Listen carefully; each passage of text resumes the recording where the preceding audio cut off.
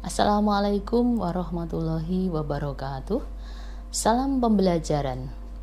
Masih dengan pelajaran biologi SMA kelas 11 semester 1. Di video ini akan disampaikan materi tentang percobaan difusi dan osmosis.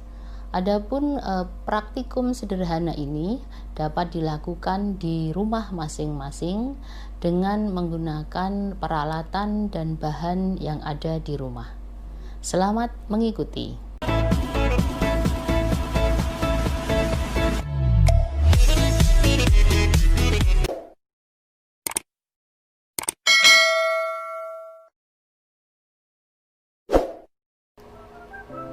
Masih dengan pembelajaran biologi SMA kelas 11 semester 1, yaitu tentang transportasi sel. Dalam transportasi sel, bagian sel yang berperan adalah membran sel, sehingga disebut dengan transport membran. Dalam video ini akan disampaikan percobaan tentang transport pasif, yaitu transportasi sel yang tidak menggunakan energi dari sel dalam perpindahan molekul zat, yaitu peristiwa difusi dan osmosis. Adapun definisi dari difusi adalah proses perpindahan molekul zat dalam pelarut dari konsentrasi tinggi ke konsentrasi yang lebih rendah secara spontan. Sedangkan osmosis dapat diartikan sebagai difusi melalui membran. Sebelum melakukan percobaan difusi osmosis, terlebih dahulu kita pahami sifat membran sel. Membran sel bersifat semi-permeabel, artinya membran dapat dilewati oleh air dan gas terlarut. Sedangkan bersifat selektif permeabel, artinya membran hanya dapat dilalui oleh molekul-molekul zat tertentu yang bersifat sederhana, misalnya glukosa, asam amino, gliserol, dan berbagai ion, misalnya ion NaCl. Nah, dalam peristiwa difusi dapat kita amati saat kita membuat larutan sirup. Saat sirup dituangkan di air putih, akan terjadi perpindahan molekul zat dari sirup ke air dan dari air ke sirup. Untuk mempercepat proses terjadinya keseimbangan larutan, maka dengan diaduk sehingga kondisi isotonis akan cepat tercapai.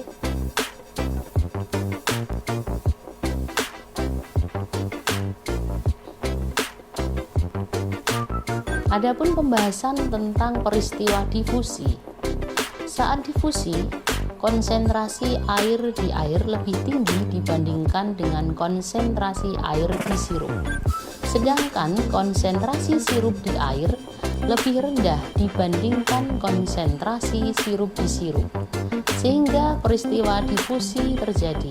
Molekul air akan berpindah dari air ke sirup.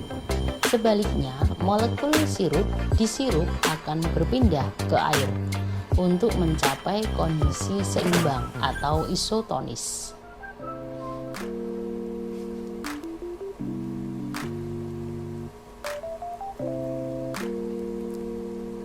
Berikutnya adalah percobaan sederhana tentang osmosis dengan menggunakan potongan kentang. Dalam hal ini osmosis pada sel kentang. Sebelumnya potongan kentang ditimbang, kemudian dicatat berapa beratnya. Setelah itu potongan kentang dimasukkan ke dalam air. Dalam hal ini adalah air murni. Setelah itu dibiarkan beberapa jam potongan kentang di dalam air.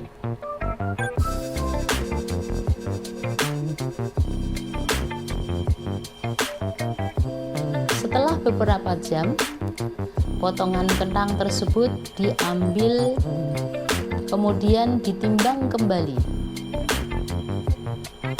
dan dicatat berapa massa atau berat potongan kentang tersebut. Adakah perubahan?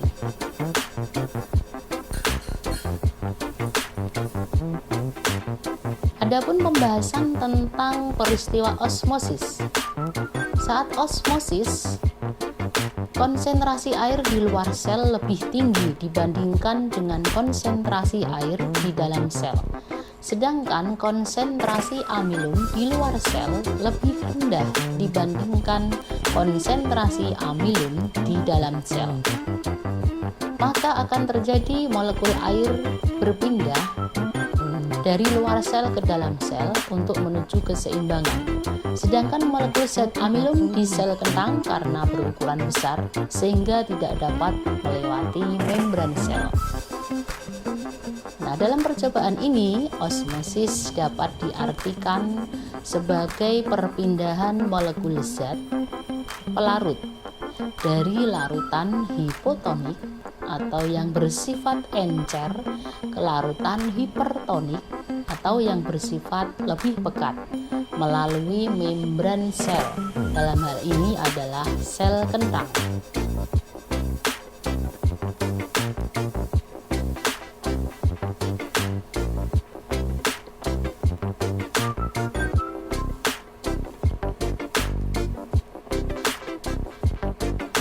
Di akhir percobaan tentang difusi dan osmosis, terdapat pertanyaan dan tugas yang harus kalian kerjakan, yaitu yang pertama, carilah contoh lain peristiwa difusi selain pembuatan larutan sirup. 2. Dari hasil pengamatan peristiwa osmosis dengan menggunakan sel kentang, bagaimana massa kentang setelah terjadi peristiwa osmosis. Dan 3. Ulangi percobaan osmosis dengan sel kentang, namun menggunakan larutan garam pekat. Bagaimana massa kentang setelah terjadi peristiwa osmosis? Jelaskan.